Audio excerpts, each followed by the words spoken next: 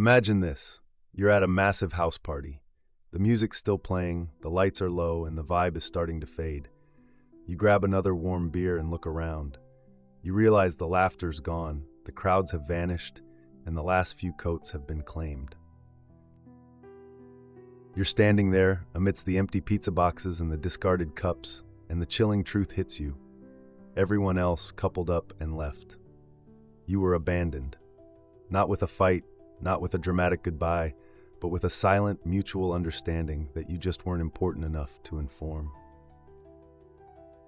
That feeling, that stomach-dropping realization of being irrelevant while physically present, that's the exact emotional reality most men live with every single day in their long-term relationships. She's still sitting right next to you on the couch. Her hand is in yours, but you're completely, utterly abandoned. She checked out months ago, and you didn't even get a memo. Today I'm giving you the verbal nuclear codes that will flip this dynamic instantly and violently. But here's the thing. These words are so potent, so devastating to the female ego, so powerful in their truth, that most of you watching right now will be too scared to ever use them. And that, my friends, is why you'll stay stuck in the same miserable loop forever. If you want to reclaim your power, if you want her respect, if you want your life back, this is the story of the only words she fears but secretly needs to hear. I've seen this pattern countless times. It's depressingly predictable. A man walks into a relationship standing tall, full of confidence, his own person. He's got hobbies, goals, boundaries, and a backbone. 6 months later, he's asking permission to see his own friends. A year later, he's apologizing for breathing too loud or daring to have a thought she didn't approve of. 2 years in, he doesn't even recognize the reflection staring back at him. He doesn't remember who he was before her or why he ever enjoyed anything that didn't involve her immediate validation. She's managed to completely reprogram him, and the sickest, most tragic part is that he genuinely believes this psychological erosion is love.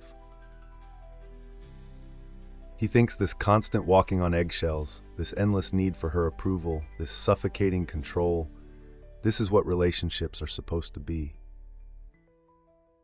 But let me tell you what's really happening. Every time she tests you and you fail, every time she pushes and you bend, every time she threatens and you beg, you're not saving the relationship, you're murdering it.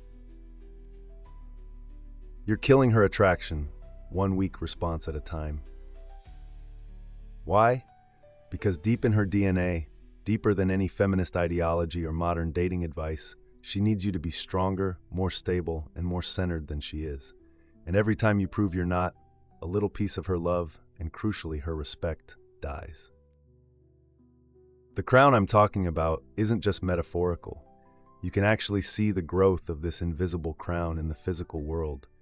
You see it in how she walks, the dismissive tone she uses when she talks to you, and the way she looks at you, or more accurately, looks through you.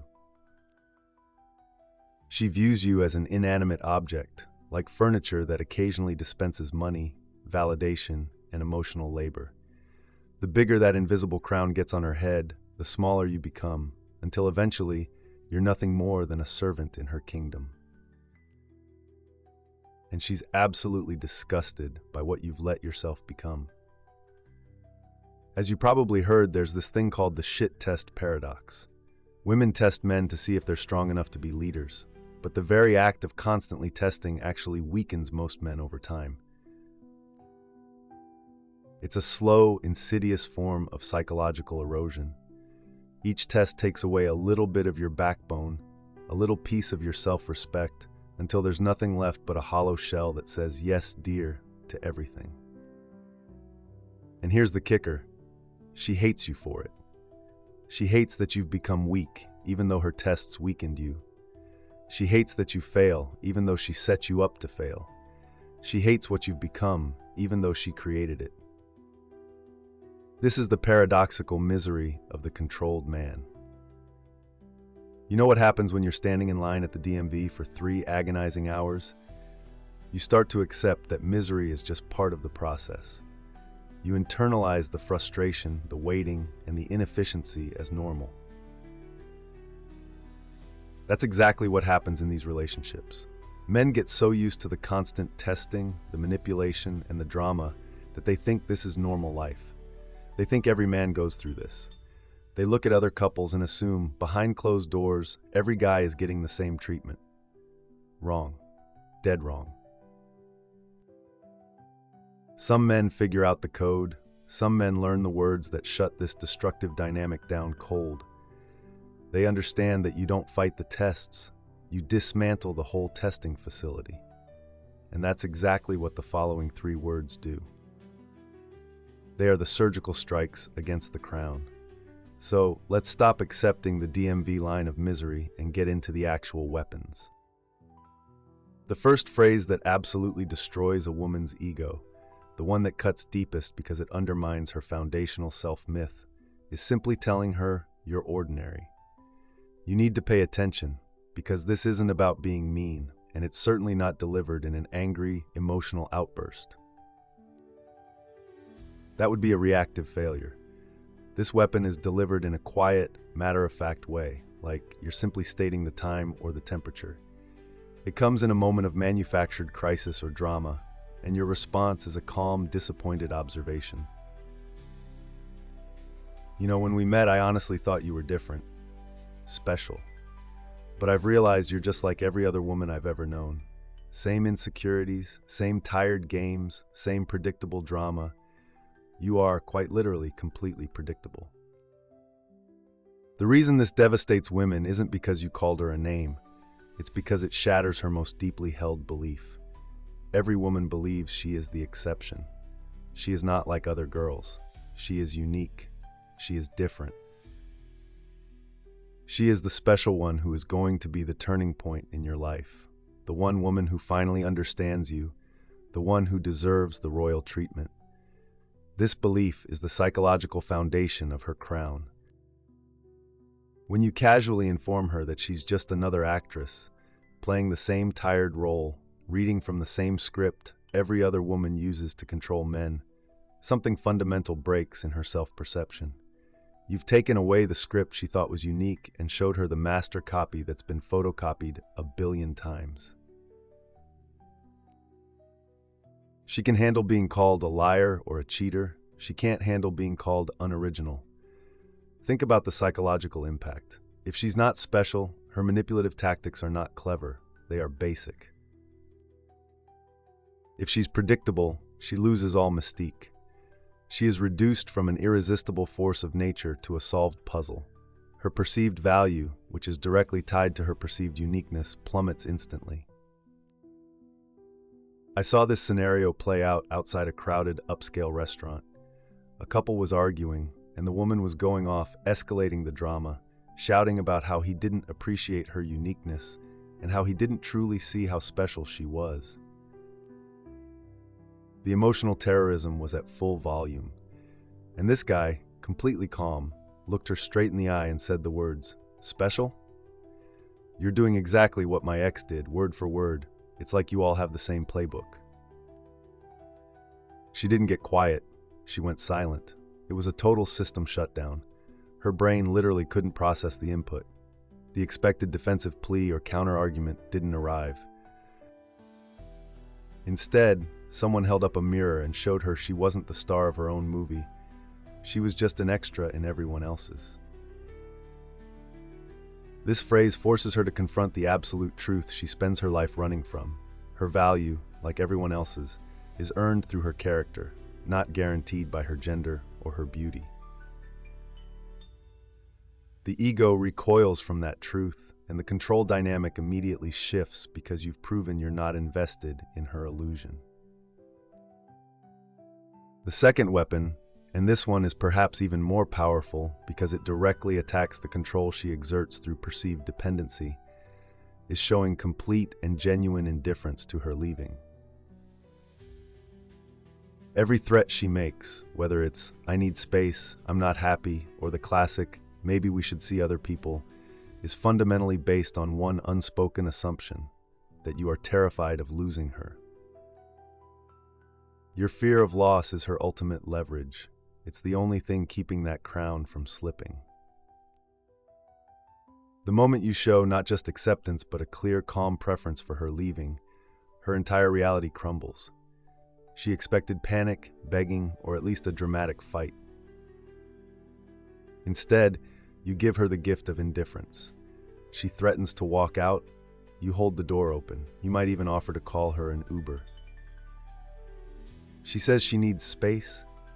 You say, take all the time you need.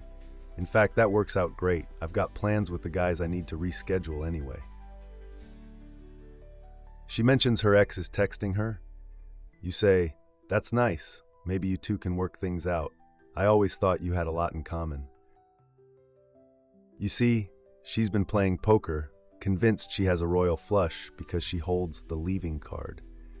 When you show her that you weren't even playing the same game, that you don't care about the cards she holds, she suddenly has nothing.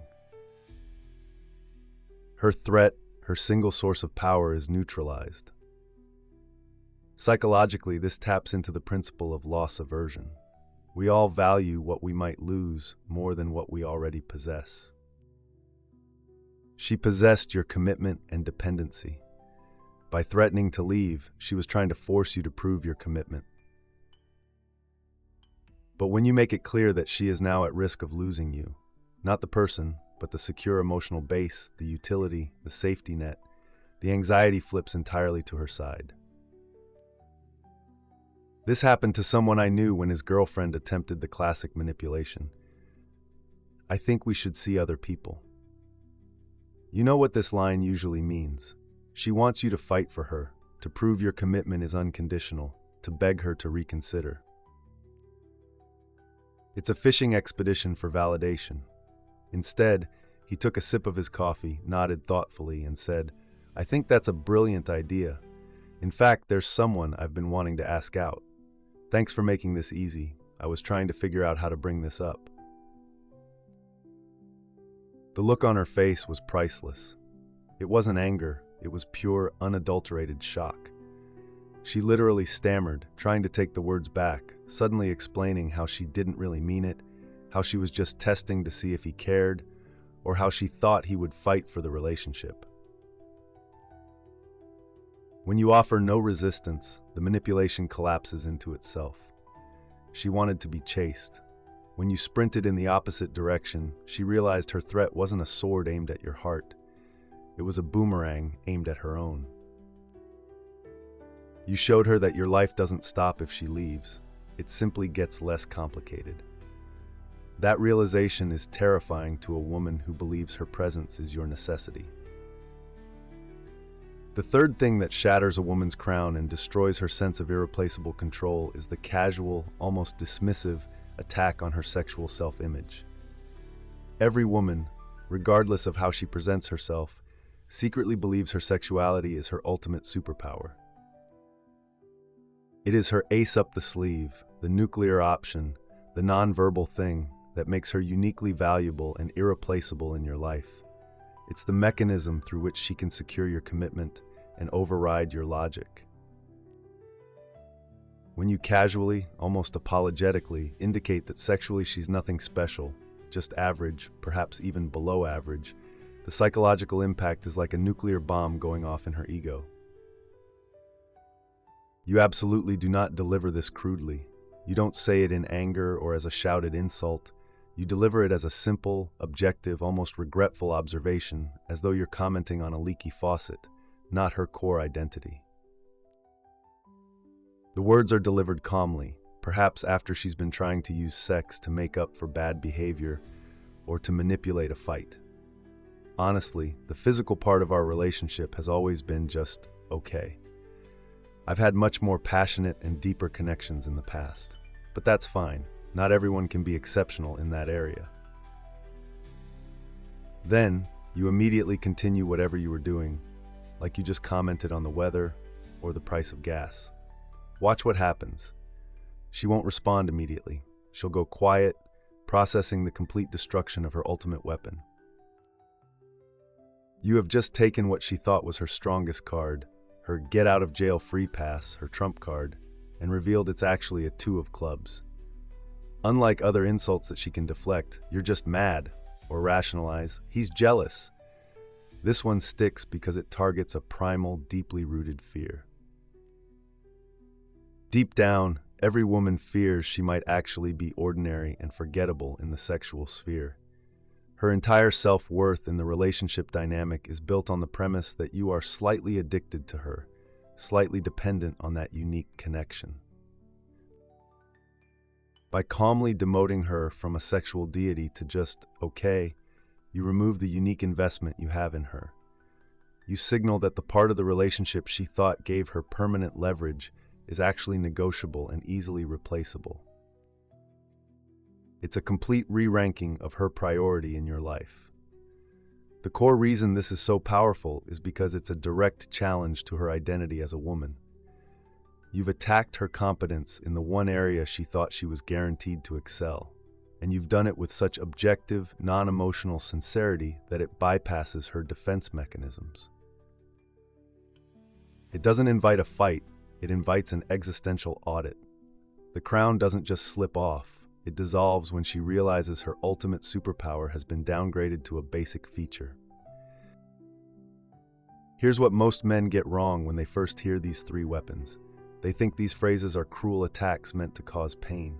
They're not. They are responses. They are the necessary antibiotics for a relationship that has become infected with manipulation, drama, and emotional terrorism. You don't use antibiotics when you're healthy. You don't deploy these phrases when things are good or because you had a bad day. You use them when she has been wielding her weapons against you, when she has been using threats, emotional blackmail, and silent contempt to control your behavior. These words are not the disease, they are the cure for the destructive cycle she initiated. They are a boundary enforced with surgical precision. This leads us to another element nobody talks about, the comparison game. Women constantly compare their relationships to others. They see their friend's boyfriend buying expensive gifts or taking lavish trips, and suddenly you're not romantic or generous enough. They scroll through a couple's perfect, curated social media feed, and suddenly your relationship is boring or stagnant. This constant outward comparison is designed to create manufactured discontent and pressure you into compliance. It's a way of saying, you don't measure up to the idealized standard I've set, so you must work harder and give more to keep me. But here's the maneuver that absolutely destroys them. You flip the comparison. When she brings up what her friend's husband bought her, or how another man is so much more attentive, you don't defend your actions or your wallet. You don't explain your love.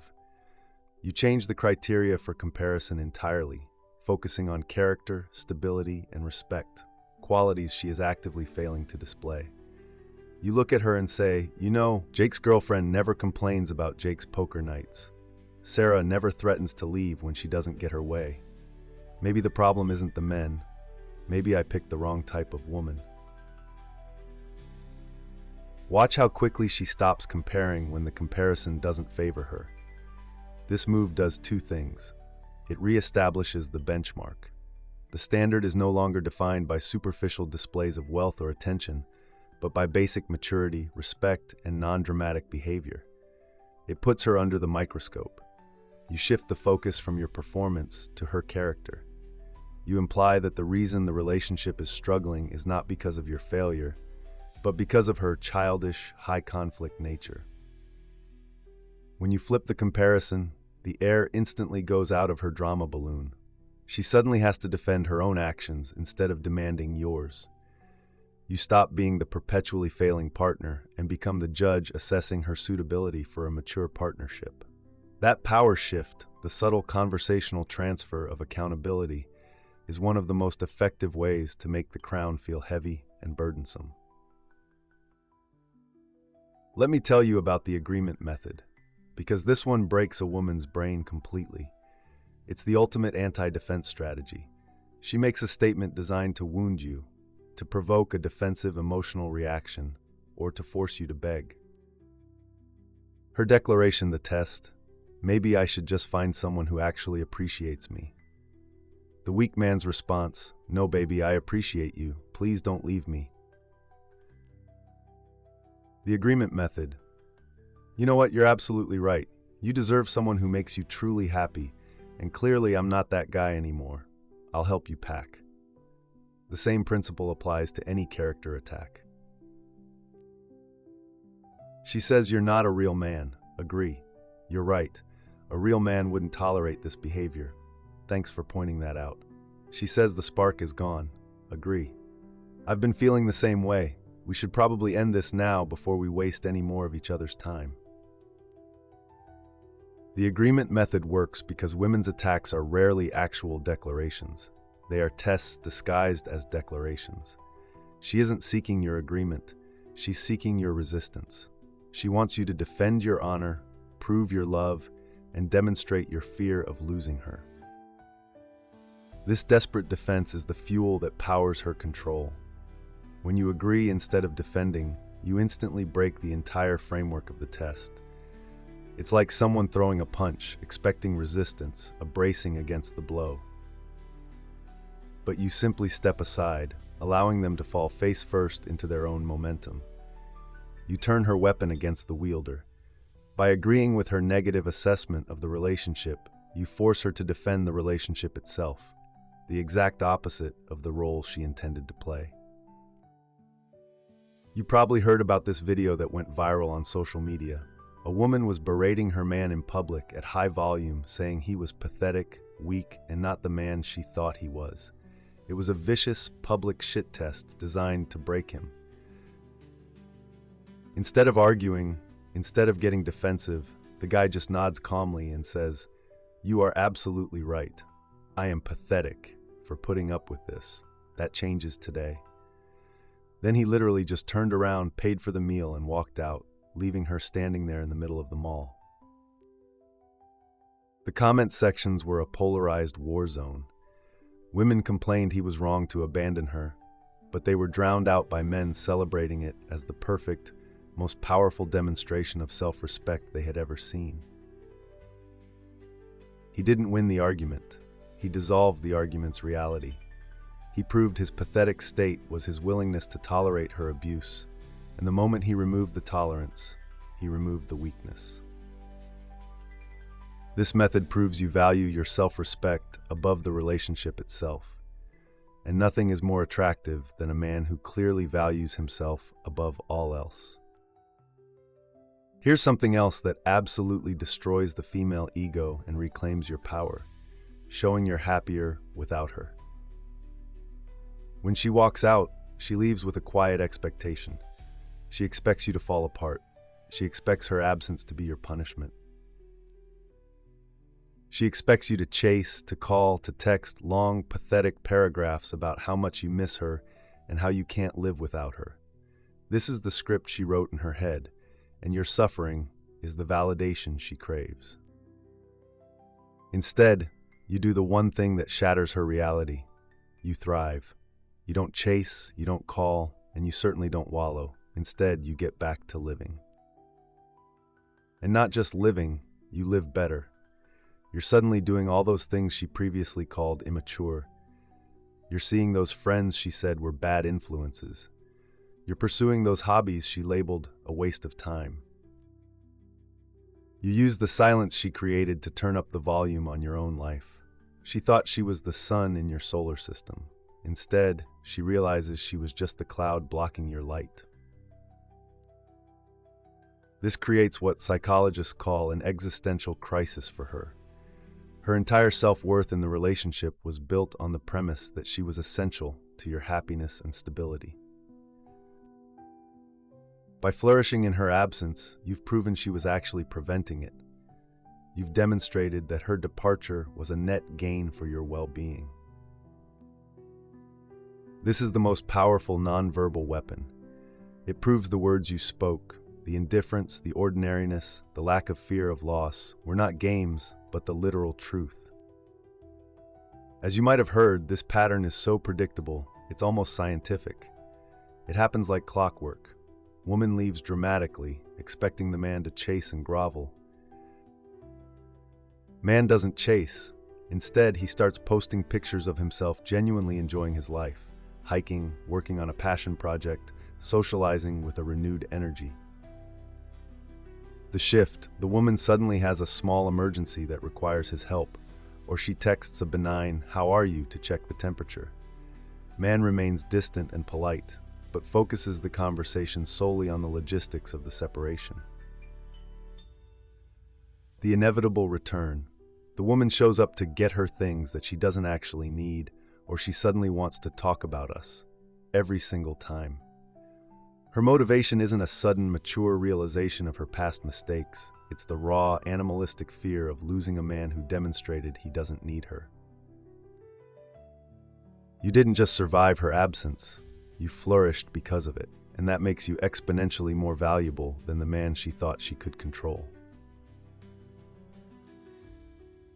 You know what happens when you truly understand female psychology? You realize they're playing a game they don't even consciously know they're playing. It's not necessarily calculated, it's instinctive, like a bird building a nest or a spider spinning a web. They create these elaborate emotional traps and initiate conflict not because they are inherently evil, but because it's their nature to stress test the frame. And just like you wouldn't get angry at a scorpion for stinging, you shouldn't get angry at women for testing. That's what women do. But here's the critical difference. Unlike the scorpion, women actually want you to avoid the sting. They want you to be smart enough, strong enough, and aware enough to not fall for the test. Every test is secretly a plea. Please be strong enough that I don't have to be. Every manipulation is actually a silent prayer. Please see through this so I can finally respect you. She's not trying to find your weakness. She's trying to find your unshakable strength. If she can push you off center, she loses faith in your ability to protect the relationship and her when real threats, financial, physical, emotional, arrive. There was a psychological study done in Stockholm where they monitored couples during conflict. They found that when men maintained emotional stability and calmness during a female emotional outburst, the women's stress hormones, cortisol, actually decreased faster than when the men tried to comfort them, argue back, or apologize immediately. Think about that for a moment. Her biology literally calms down when you don't react to her chaos. Her body is telling her, finally a man who won't break. Your steady emotional state is her biological reassurance. This leads directly to the most powerful position in any relationship. It's not being the one who loves more or the one who is right. It's being the one who needs less. When you genuinely don't need her approval, her validation, or her constant presence to feel complete, that is when you become genuinely irreplaceable. Everyone else she's been with, the chasers, the pleaders, the apologizers, needed something from her. You, the man who stands tall in his own life, are the first one who doesn't. That autonomy is what secures her respect. I've observed this phenomenon where men think showing vulnerability will bring them closer to their woman. They cry about their struggles, share their deepest fears, open up about their insecurities, seeking emotional intimacy through weakness. And what happens? She loses attraction faster than ice melts in hell. Not because women are cruel, but because you just showed her that the protector needs protection. This happened to a man who decided to open up to his long-term girlfriend about his deep depression and job struggles. Within 2 weeks, she was texting her ex. Within a month, she was gone. She later told a mutual friend, "I just couldn't see him as a man anymore after that." Harsh? Reality also yes. Women don't want to be your therapist. They want to be with someone who has their emotional shit together enough that she can fall apart when she needs to. When you master the art of emotional indifference, not cruelty, but deep, genuine non-reliance, something magical happens. She starts working to impress you. She starts trying to earn your validation. She starts putting in effort she hasn't shown in years, because for the first time she's not sure she has you. For the first time, she has something to lose. For the first time, you are a prize instead of a given. This is section text, the final truth, weapons of construction conclusion. As you might have noticed, women have this incredible, almost supernatural ability to rewrite history. Suddenly, everything you've ever done for her, all the sacrifices, all the compromises, all the times you put her first, is erased from memory. But the one time you said no, the one time you established a boundary, that's carved in stone forever. This is why defending your past actions is pointless. She's not operating in reality, she's operating in feelings, and in her feelings, you've always been the villain, and she's always been the victim. The real power move, though, isn't just acting happy without her, it's genuinely being happy without her. Because when you truly don't need her, when you genuinely prefer your life without her constant drama, without her games, without her endless tests, that's when everything changes. That's when the crown doesn't just fall off, it disappears entirely. But here's what nobody tells you about these words, about these so-called weapons. They're not really weapons at all. They are the truth. You're not lying when you say she's replaceable. She is.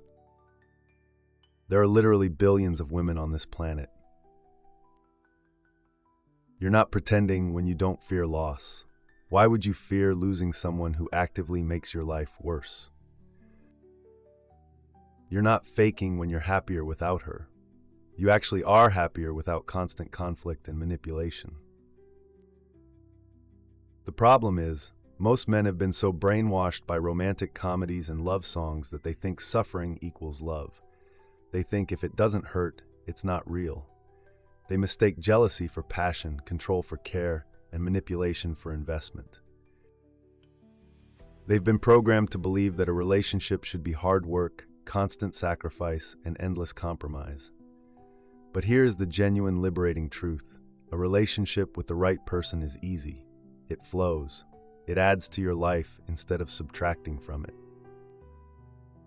You know what happens when a man discovers his wife has been talking badly about him to all her friends for years, calling him weak, boring, and saying she could do better?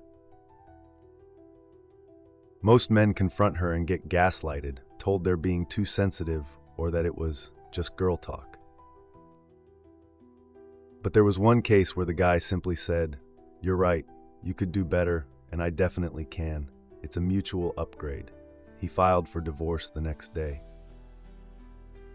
She spent the next 6 months trying to win him back, suddenly becoming the perfect, attentive wife she never was when she had him. That's the pattern. They only value what they might lose. They only respect what doesn't need them. They only want what walks away. This is not conscious manipulation. It's biological. It's evolutionary. It's the same reason a cat loses interest in a stationary toy but goes crazy for one being pulled away. You have to understand something fundamental. Women are constantly looking for the boundaries. Where are your limits? What can they get away with? How much control can they take? It's like water finding its level. And if you have no boundaries, no limits, and you give unlimited control, the water floods everything and destroys it all. Every man thinks his situation is unique. She's different.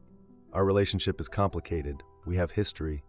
No, your situation is not unique. Your woman is not different. You're just another man who's been broken down by the same tactics that have been used for thousands of years. The only difference is whether you wake up to it or stay asleep.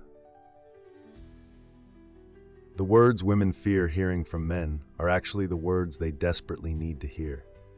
Because a woman with an unchecked ego, with a crown so big she can't see past it, with control so complete she has nothing left to conquer, that woman is miserable. When you knock off that crown, when you refuse to play the games, when you stand up and reclaim your backbone, you're not just saving yourself, you're saving her too, from the misery of being with a man she can't respect. You can keep living in fear, keep walking on eggshells, keep shrinking yourself to fit under her ever-growing crown, or you can speak the words she fears but needs to hear. You can show the indifference she dreads but secretly craves. You can become the man she tests you to be instead of the boy who fails every test. I'll leave you with this final thought. Every woman's biggest fear isn't that you'll leave her, it's that you'll stay but stop needing her. That you'll be there physically but gone emotionally. That you'll look at her and feel nothing. Not anger, not love, not hate, just nothing. Because that's when she knows her power is truly gone. The red button is in front of you. Push it, and tomorrow you wake up as a man who says what needs to be said, regardless of her reaction. Or don't push it, and spend the rest of your life as an extra in her one-woman show, forgetting you are supposed to be the star of your own life. She doesn't fear your anger. She fears your indifference. She doesn't fear your words, she fears your truth. Use these words wisely. Use them sparingly. But when the time comes, when the manipulation has gone too far, when the crown has grown too large, when your self-respect is on life support, use them without hesitation, without apology, without mercy. Because the only thing worse than being the man who speaks the words women fear is being the man who was too afraid to speak them.